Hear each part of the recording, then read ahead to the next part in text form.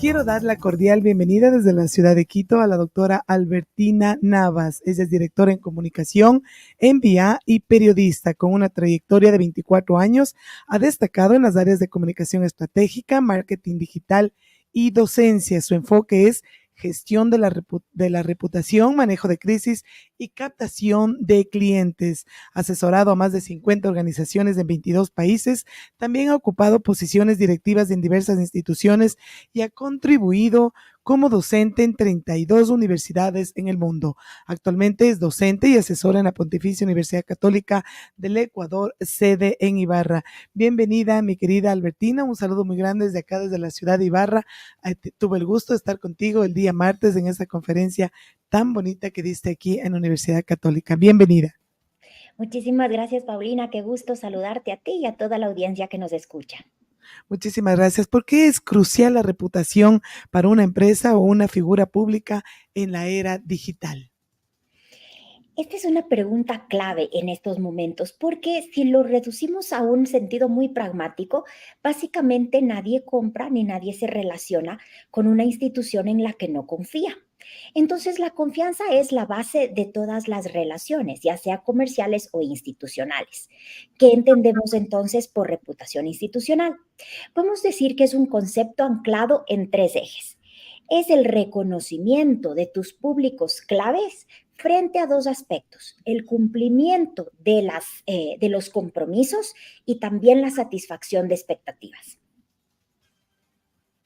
¿Cómo puede una organización prepararse para manejar una crisis de reputación, la que tú nos acabas de decir que es tan importante esta parte de la se me va ahorita, de la reputación o lo que tiene que ver con una empresa, sobre todo la credibilidad? Exacto. La crisis es un momento, un escenario de un alto nivel de incertidumbre en que el prestigio, la reputación de la institución está en juego y su operación también ha sido modificada. Por eso tenemos que estar preparados en los momentos que no son de crisis. ¿Cómo? Primero vamos creando un manual que nos va a señalar de manera adecuada qué entiende por reputación la institución. ¿Cuál es ese comité permanente de crisis, que es el que va a desarrollar un manual de crisis, unos protocolos, unos lineamientos? Y se hace un ejercicio importantísimo, que es un mapeo de riesgos reputacionales. ¿Qué significa esto? Es cruzar dos variables, que son la probabilidad de que un escenario ocurra con el nivel de impacto que ese escenario puede tener en la organización. Entonces, cuando uno está claro a qué posibles perjuicios se enfrenta, se puede ir preparando tanto desde la lógica de blindar a la institución y la marca, así como ir desarrollando narrativas, hacer un proceso de visibilidad e incluso ir entrenando a voceros, porque ciertas crisis son inevitables y llega un momento en que no las podemos evitar, sino que hay que gestionar y tenemos que estar preparados para los dos escenarios, para gestionar la crisis y para prevenir la crisis.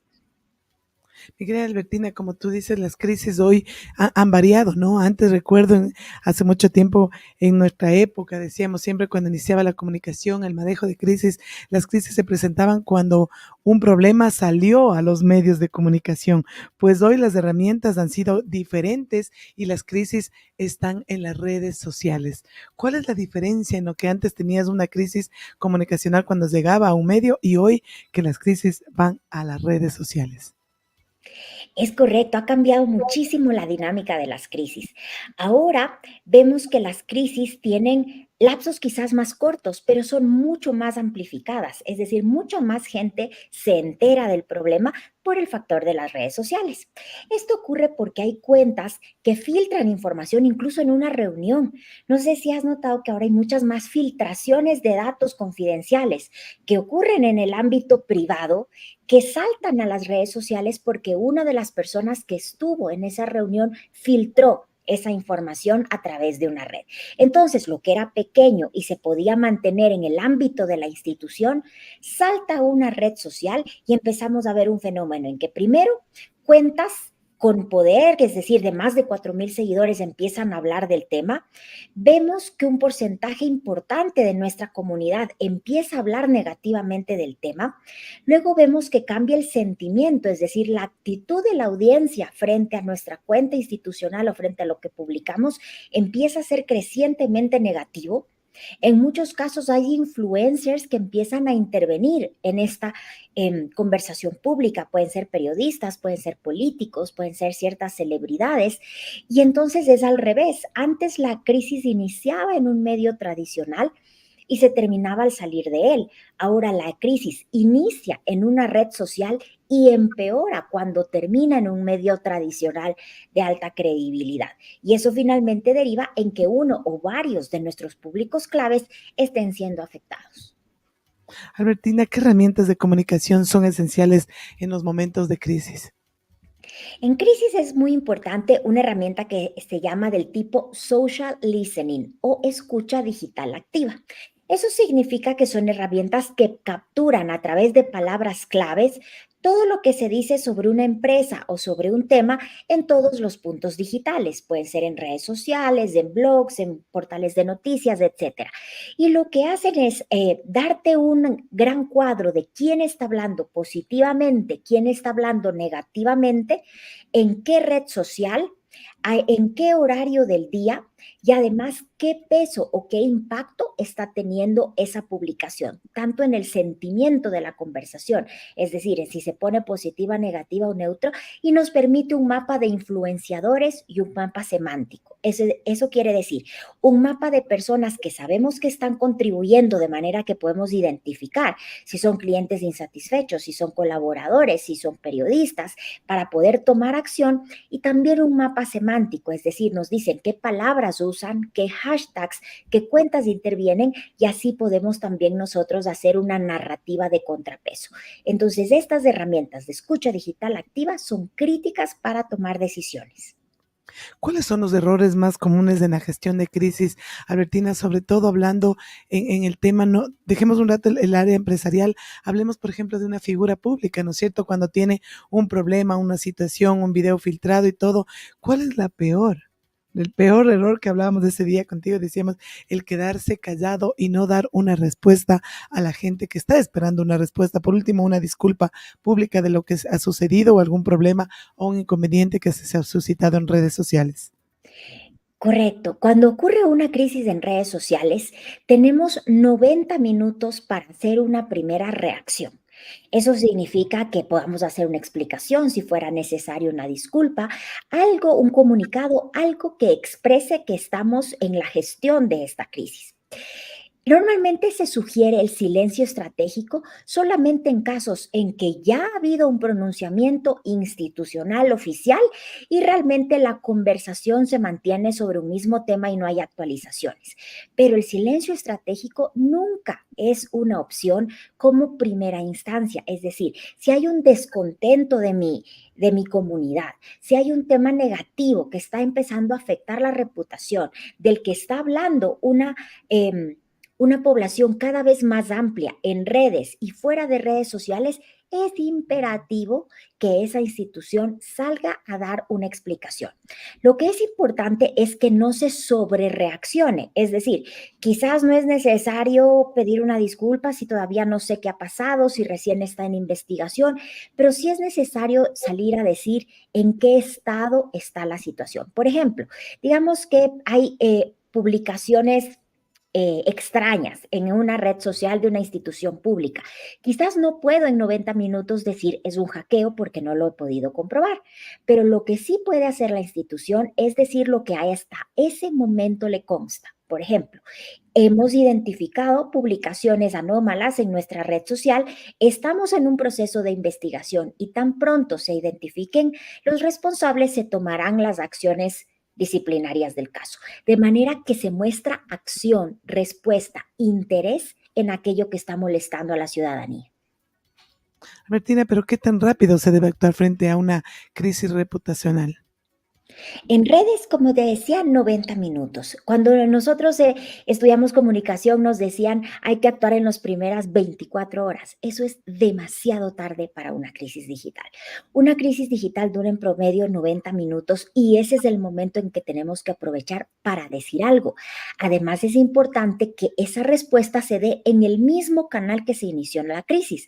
Por ejemplo, si la crisis estalla en X, el antiguo Twitter, ahí mismo es donde tiene que estar la explicación, porque si la sacamos a otro medio, lo que estamos haciendo es quizás contaminando a otras audiencias que todavía no estaban participando de esa negatividad y hacerlas partícipes de algo de lo que no eran conscientes. Entonces, lo importante es reaccionar en 90 minutos afirmando solo aquello que me conste en esos 90 minutos y exclusivamente por los medios en que se difundió la negatividad. También en lo que tú decías ahorita en las redes sociales y sobre todo en X, hay que identificar de una manera quiénes son los trolls, quiénes me están retuiteando, quiénes están haciendo, porque también es importantísimo saber este tema para poder saber cómo se maneja este tipo de crisis. Correcto, y ahí hay que estar muy claros en quién es una cuenta troll. Una cuenta troll no es una cuenta de alguien que te odia, no es un hater. Una Ujú. cuenta troll es una cuenta que está siendo pagada para difamar a una cuenta específica, sea de una persona, de una institución o de un movimiento. Entonces, esa cuenta responde no solamente por el número de publicaciones insultantes, difamatorias y escandalosas que hace, sino por las respuestas que logra eh, de la cuenta destino a la que quiere atacar y también de gente que le apoya. Por eso es muy importante poder identificar en este espectro cuándo te está hablando una cuenta troll y cuándo es simplemente un cliente o un ciudadano insatisfecho que merece una respuesta. A un ciudadano o cliente insatisfecho, lo mejor es responder de manera asertiva, de manera oportuna y respetuosa, diciéndole que vamos a tomar una acción. Pero a una cuenta troll no se le responde.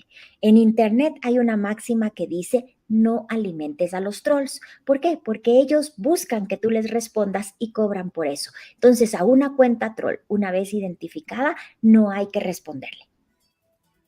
Así es, ¿y qué rol dentro de lo que tú nos hablas ahorita, qué rol juegan los líderes en la gestión de la reputación de una organización?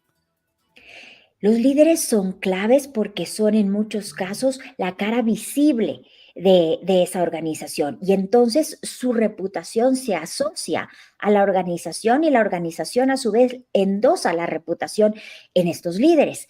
Por eso hay que tener en cuenta que no hay tal asunto como mi uso de redes sociales es personal y solamente personal. No, lo que haga una persona que representa a una institución, lo que sea que haga en redes sociales será asociado a esa institución.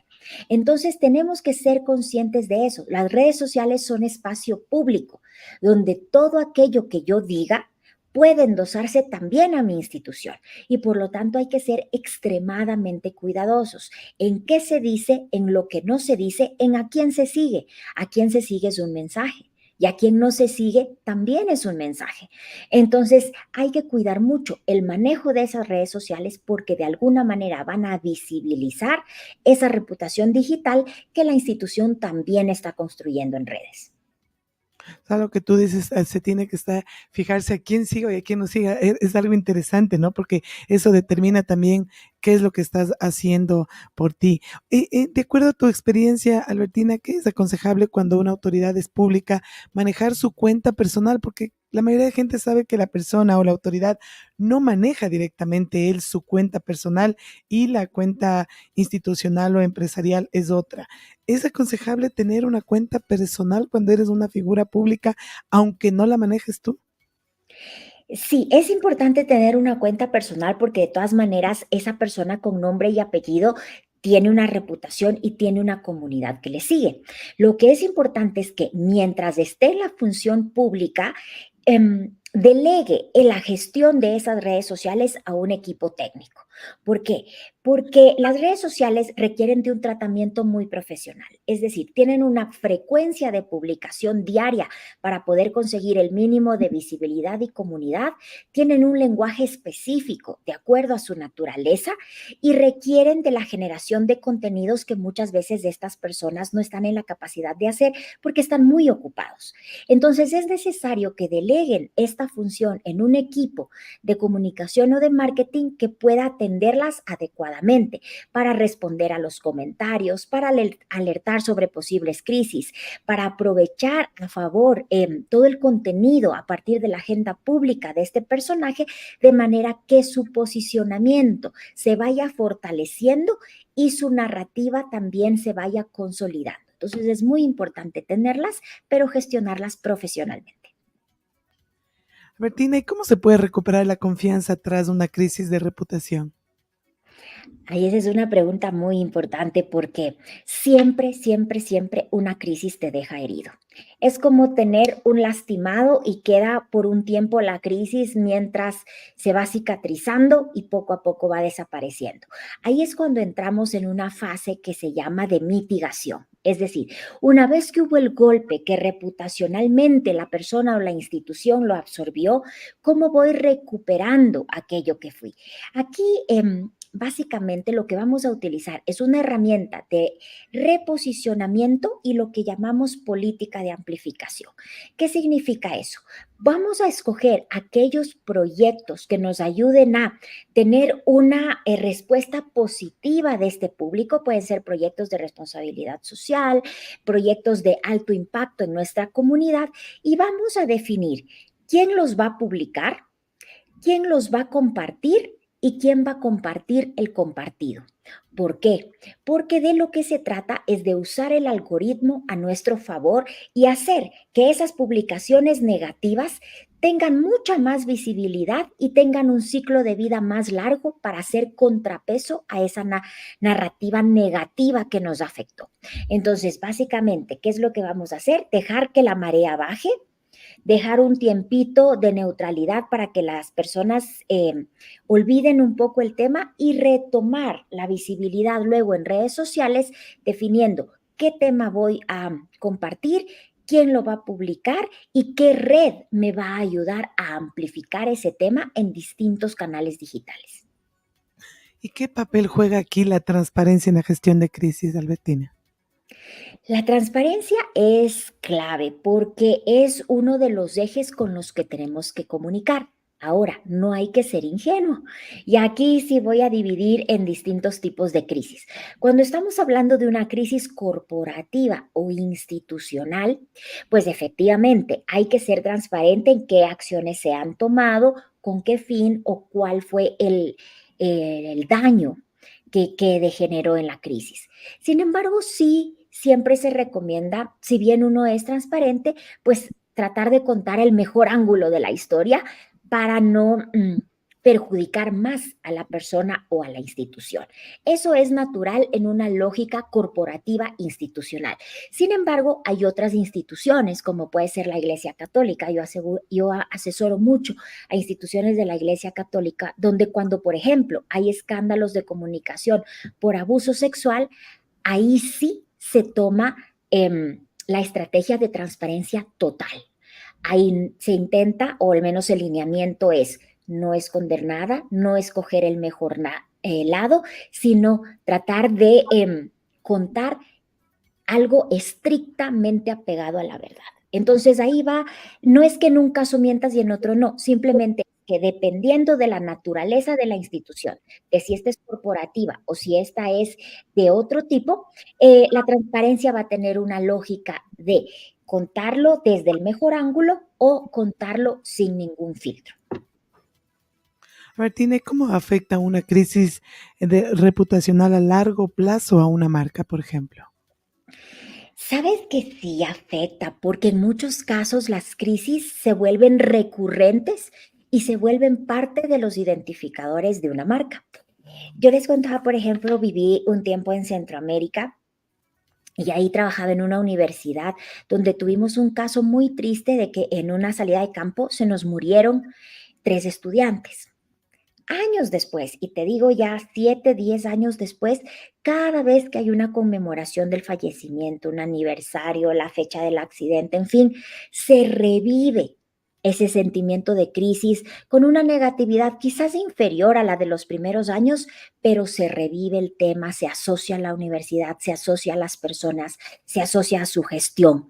Entonces, ciertas crisis, sobre todo en temas muy graves, cuando están principalmente asociadas con temas de corrupción, se vuelven repetitivas y se vuelven cíclicas. Por esa razón es tan importante que aprovechemos las épocas en que no hay crisis para posicionar adecuadamente el nombre de la institución con todo lo positivo que hace, de manera que cuando esas crisis recurrentes vuelvan a saltar, esa institución esté blindada por su propia comunidad, porque su propia comunidad les respeta, les reconoce y comparte todos los logros de la institución. Entonces ahí viene algo muy importante que habíamos conversado contigo, es que tener un plan de crisis antes de que ocurra un problema es algo esencial e importante.